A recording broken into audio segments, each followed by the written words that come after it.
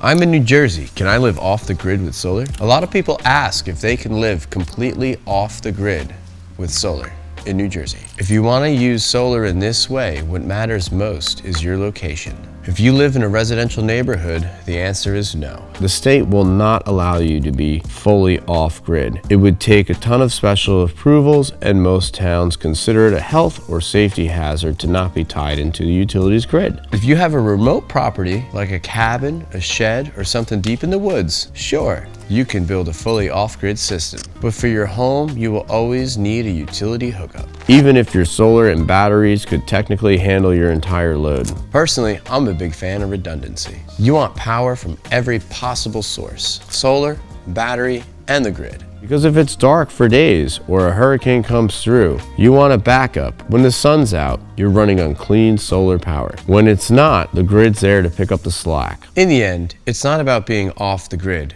It's about making them all work together.